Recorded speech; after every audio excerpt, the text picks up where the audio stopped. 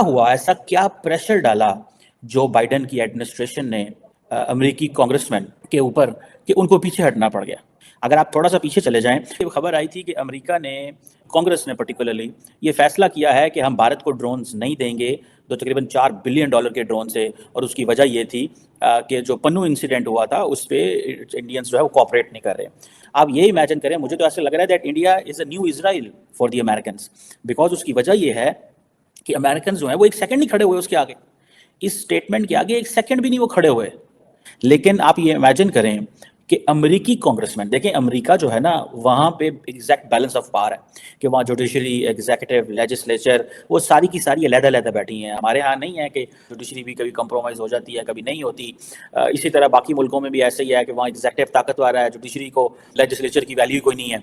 और मैं समझता हूँ कि ये बेसिकली ये इंडिया का प्रेशर है on the American Congress and the American administration. Joe Biden और उनकी एडमिनिस्ट्रेशन ये समझते थे कि अगर हमने ये सेल रोकी या इसको लिंक कर दिया तो उसके नुकसानात ये हो सकते हैं कि वो जो एक लार्जर कोऑपरेशन हमें चाहिए वो हम नहीं कर पाएंगे। क्योंकि जब G20 के इजलास के ऊपर जो बाइडेन आए थे इंडिया, तो दे ऑलरेडी न्यू कि सिचुएशन क्या है। बहरहाल एनी हाउ, ये जो क्वेश्चन है कि जो बाइडेन को पता था सारी सिचुएशन का, लेकिन इसके बावजूद उन्होंने नरेंद्र मोदी जो कि G20 के जो कंसेंसस जो पैदा हुआ था वो भी पैदा किया। गो कि इंडिया ने कहा हम यूक्रेन और रशिया को उस तरह क्रिटिसाइज नहीं करेंगे, इसके बावजूद अमेरिकन ने सपोर्ट की। ये सारी डिस्कशन में आपके साथ पहले हम ये करते रहे इन इश्यूज़ के ऊपर। और ये जो चीज़ है कि ये कैसे मुमकिन हो सकता था कि इस छोटी सी चीज़ के ऊपर वो रोक लेते। और ये उन्होंने कहा है कि ये जो सेल है ये प्योरली यूएस नेशनल सिक्योरिटी और स्ट्रेटेजिक इंटरेस्ट के लिए है। ठीक है जी। So national security and strategic interest America के क्या हो सकते हैं? चाइना जो है उसके लिए वो भेज रहे हैं और वो लार्जर उस रीजन के लिए भेज रहे हैं। ठीक है जी। और वो कहते हैं कि जो इंटेलिजेंस का काम इंडियंस हमें करके देंगे, कि भाई ये बड़ा की रोल है इंडो पैसिफिक स्टेबिलिटी के अंदर भारत का। आप मुझे ये बताएं कि वो पाकिस्तानी जो ये समझते हैं कि जो हम ये प्रो चाइना लाइन ले रहे हैं, इस तरह के सर्कमस्टांसिस में क्या अमेरिका से हमें कोई सपोर्ट मिल सकती है? क्या कांग्रेस हमारे लिए बात करेगी? पाकिस्तान की एक्सेस इसीलिए व्हाइट हाउस तक नहीं हो रही बिकॉज हमने सारे दरवाजे तो चाइनीज के लिए खोले हुए हैं। हम वो कुछ नहीं कर रहे जो कि इंडियंस कर रहे हैं, और इंडियंस इसलिए कर रहे हैं बिकॉज इंडिया का लेजिटिमेट इंटरेस्ट है। चाइना और इंडिया के मसाइल हैं।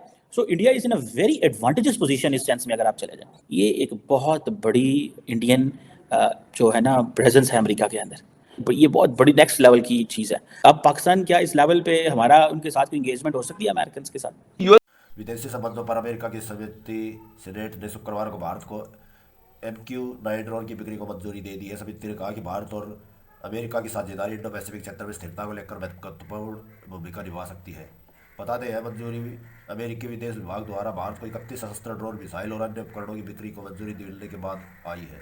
यह सौदा करीब $4 अरब में संपन्न हुआ है। इससे पहले बाइडेन प्रशासन ने गुरुवार को अमेरिकी कांग्रेस को भारत को 31 MQ-9 ड्रोन बेचने वालों बारे में जानकारी दी है। इस सौदे की घोषणा जून 2023 को भारतीय प्रधानमंत्री नरेंद्र मोदी की अमेरिकी यात्रा के दौरान की गई।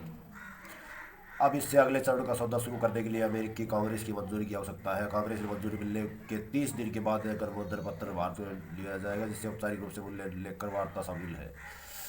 विदेशी संबंधों पर अमेरिका की सीनेट समिति के बेरेन कॉर्डिन ने भारत को MQ-9 ड्रोन की बिक्री की मंजूरी को लेकर बयान जारी किया। उन्होंने कहा बाइडेन प्रशासन ने चर्चा के बाद इस बिक्री को मंजूरी दे दी जाती है। अमेरिकी सीनेटर ने कहा कि अमेरिका भारत की साझेदारी इंडो पैसिफिक की स्थिरता की महत्वपूर्ण भूमिका निभाता है, जिसमें क्वाड जैसे क्षेत्रीय तंत्र की शामिल है, और भारत के साथ हमारे द्विपक्षीय संबंधों को गहरा करने का समर्थन करता हूँ। और इंडिया के दरमियान बहुत ज्यादा क्लोज टाइज हैं, इंटेलिजेंस शेयरिंग से लेके, सैटेलाइट शेयरिंग से लेके, और डिफेंस के हवाले से, बाकी टेक्नोलॉजीज के हवाले से। फिर 1-2 दिन पहले खबरें चल रही थी कि जी ये डील कैंसिल हो गई, और जी पन्नू वाला जो मसला हुआ था, और उसके ऊपर अमेरिका ने कहा कि आप जब तक इसको इन्वेस्टिगेट नहीं करेंगे तो हम ये डील जो है ये मतलब जिसे कहते हैं मैच्योर नहीं होगी। देखिए ये जो MQ-9B UAV है, अनमैन्ड एयर ड्रोन जिसको कहते हैं, एयर व्हीकल्स जो एरियल व्हीकल्स जो है, ये $3.99 बिलियन यानी $4 बिलियन की डील है। और जैसे ही ये र्यूमर फैलाया किसी ने, तो स्टेट डिपार्टमेंट ऑफ अमेरिका ने एक नोटिफिकेशन जारी किया कल ही। और उसमें उन्होंने लिखा state department has made a determination approving a possible foreign military sale to government of India of MQ-9B remotely piloted aircraft and related equipment. Defence security cooperation agency delivered the required certification notifying Congress of this possible sale today.